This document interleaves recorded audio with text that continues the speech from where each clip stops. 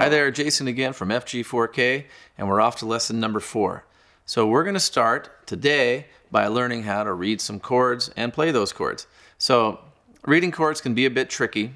We're going to start with an E minor chord, okay? So here's what the chord sounds like. It's kind of confusing when you look at it on paper because we're utilizing all 6 strings. And so when you see all 6 strings written, they'll be written right on top of each other. That's how you know it's a chord, okay? When you have the notes written right on top, we know it's a chord that way. But when you first learn it, I want you to break it down one string at a time. You can start with the lowest string, or string number 6, okay? And if we look at that E minor chord, the lowest note, or the number on string number 6, is just an open. So far, pretty easy. Okay, the next note we have, as we look at string number 5, is 2nd fret, okay? Now you can use your first finger or your second finger for that note. Either way, doesn't matter. We'll stick with the second finger for now. So if I have that one down, then I'm going to play those 2 strings together. Okay? Very, very important. I'm not moving anything. I'm going to leave this finger there because that's going to stay for the rest of the chord. The next note I see there on string number 4 is a 2 on the 4th string. So we have open on string number 6, 2 on string 5, and 2 on string 4. So now all together. And once again, I'm going to leave them all there because they're going to be part of the full chord. Okay, so the next 3 strings, string number 3, 2, and 1, are all open. So we can just add those in. Okay, so that's what the chord's going to sound like as you strum it. Here's what you'll find on a lot of chords. This is where it gets a little bit tricky, is that when I'm holding down this note here, say the 2nd fret on the D string, if you're not careful, it'll get in the way of the open on the 3rd string, okay? So I have to make sure, and sometimes it's not very much, it could just be like literally the width of a hair to get it out of the way, okay?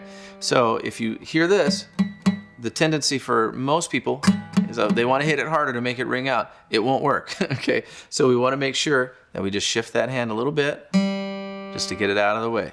And that usually solves the problem. There's a few other things that could happen, but your teacher can help you with that too. But here's what the chord sounds like all together.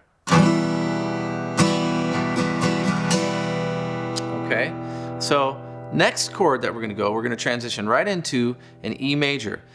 And so for this E minor chord, I'm using my second finger here, and my 3rd finger on the 4th string. So to get to the E major chord, it's a very, very easy transition. We leave those 2 fingers right where they're at. Then on the 3rd string, I'm adding in my 1st finger to the 1st fret. So now I have that note added into it. So here's what it sounds like. Slowly, 1 string at a time.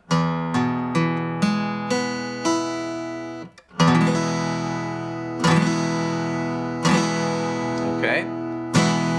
And every time you learn a new chord, it's really helpful and really important to play it 1 string at a time.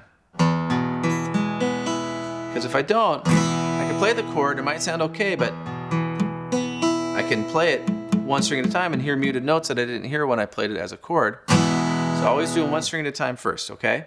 So here's a little shortcut to get to the A minor chord. So once we're on E, the easy way to remember A minor is that we take all 3 of these fingers and just shift them down 1 string, okay?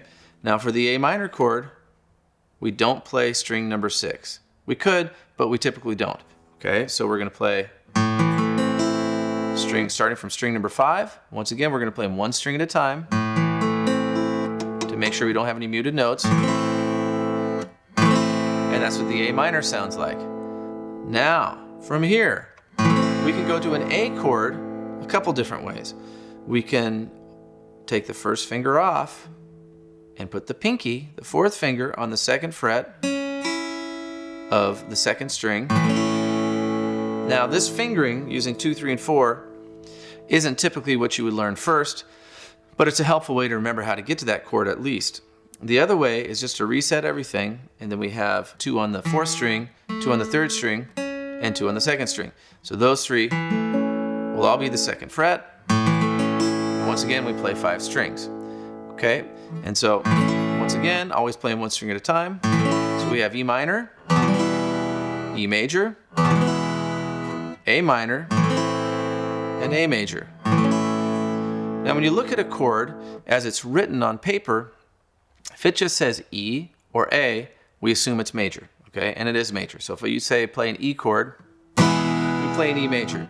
Anything else will be specified. So if it says E and then a little lowercase m after it, that would mean E minor.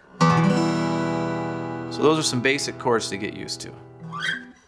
Next step here with these chords, counting and strumming, okay? So counting, I think we all know how to do. Luckily, we only need to count to 4 for now. So we're gonna get used to counting. 1, 2, 3, 4. Easy, right? The trick is keeping it steady. So we don't want 1, 2, 3, 4. 1, 2, 3, 4. Nice and steady. 2, 3, 4. And after you reach 4, you just start back over at 1. Becomes pretty basic that way, okay? So to really first learn how to count and strum, all we want to do is strum every time we count a number. So I'll start with an E minor chord. And so as I count 1, 2, 3, 4, I'm going to strum. 1, 2, 3, 4. 1, 2, 3, 4. Now, this can be tricky, counting and strumming at the same time, but you will get used to it. You could also tap your foot, but it's nice to have an actual count going so you know where you're at. So we have 1, 2, 3, 4.